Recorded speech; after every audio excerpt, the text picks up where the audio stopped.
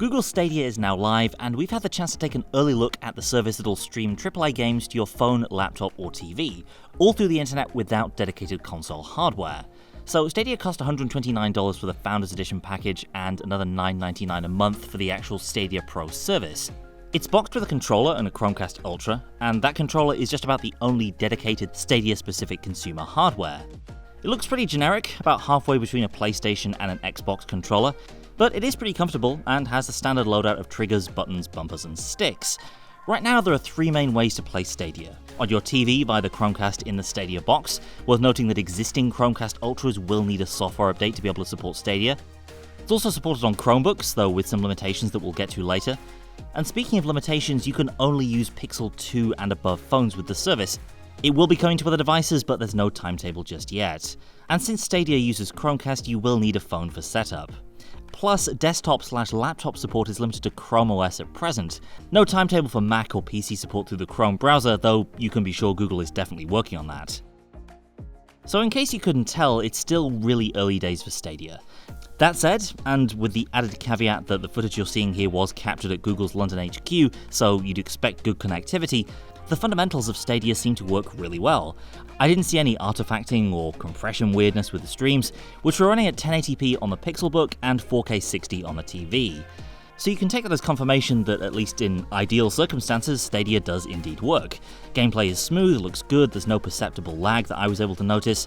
During our demo, we were able to take our progress in games from the twitchy, fast-paced Destiny 2 to the slower Stadia-exclusive Guilt between devices. Just hold the Stadia button and exit out before firing it up on the new device. What's more problematic is the relatively bare-bones nature of the Stadia service at launch. It's not clear exactly what kind of freebies users can expect from their Stadia Pro subscription, and some widely publicized features won't be live at launch, including Stream Connect integration with YouTube, and State Share, which lets you share save states online to other players. There's currently no achievement UI either, and Google Assistant right now is limited to launching games and a couple of other very basic commands. And there are more limits on devices like we touched on before. Chromebooks can't go above 1080p resolution at launch, nor is 5.1 surround sound or HDR available on that platform. That'll come later. Plus, if you have a non-Pixel phone, there's no phone-based gameplay available to you. Phone gameplay also requires a wired connection to the controller, as well as the rather clunky-looking phone grip you see here. The overall experience is fine, but this whole collection of wires and clips isn't the most elegant-looking thing I've ever seen. We also got a look at the Stadia web interface on Chrome and the Android app, which offers a fairly simple interface to get you started with the titles available or manage your account. Google has at least expanded the list of launch titles to 20 to almost double the old figure, which is great, though the selection is still rather scattershot and leans heavily on one or two franchises like Tomb Raider. In the very long term, as the world becomes more connected and fast, reliable connections become more common, streaming is the logical endpoint for gaming. And Google, being the giant that it is, has the resources to make Stadia a part of that future by sheer force of will. But Google also has a well-earned reputation for mercilessly terminating services that don't pan out. And Stadia, launching in its rather limited form today, faces an uphill challenge not just from the wildly varying state of broadband internet across the world, but also entrenched platform holders like Sony, Microsoft, and Nintendo. So Stadia is here, kinda, in its most basic form.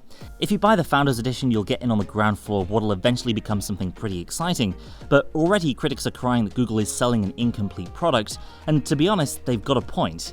This is a product for early adopters, and if you're just a normal gamer, I couldn't blame you for waiting and seeing how some of the other streaming platforms pan out. So we'll check back in on Stadia in future, as this is obviously going to be a slow burn. In the meantime, be sure to subscribe for more Android coverage like this. Thanks for watching, and I'll see you next time.